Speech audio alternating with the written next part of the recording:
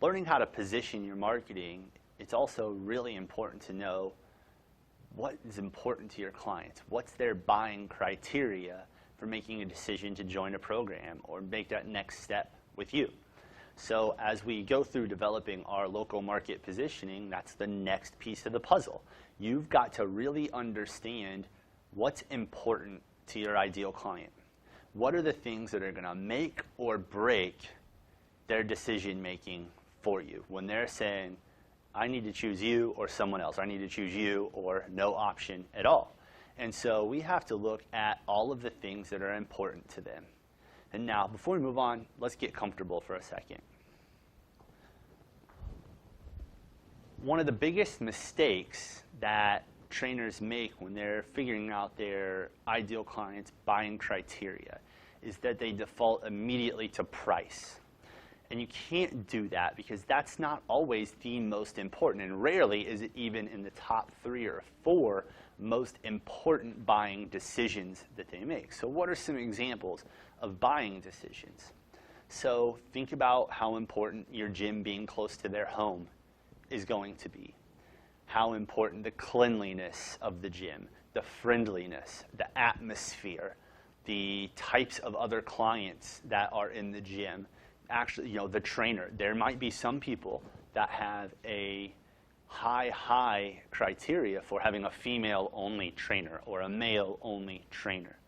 So there are tons of things. Maybe they need friends in the gym with them to make this important, or they want a friendly atmosphere. Some might want a very private atmosphere.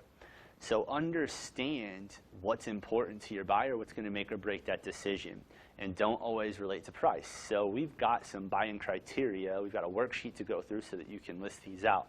And if you're having trouble with this, one of the best things that you can do is take 20 to 30 minutes and go back and recount all of the objections that you got when you've sat down to try to sell someone into your training program. So during your success sessions, what are those objections? Those objections are primarily going to be the buying criteria. It's just going to be the inverse of those things. And so you'll get a lot of price objections, which I understand. I said price was not in the top ones, but you have to dig down deeper below those. So maybe it was time, that they don't have time. So maybe the gym was too far away. Maybe your classes were too long. Any of those things. You can also go and interview your current clients. Ask them to think back to when they were just getting started with you and say, hey, what was really important when you were looking at where to start training? When you were trying to find an option for training, what was important to you? What made you choose me?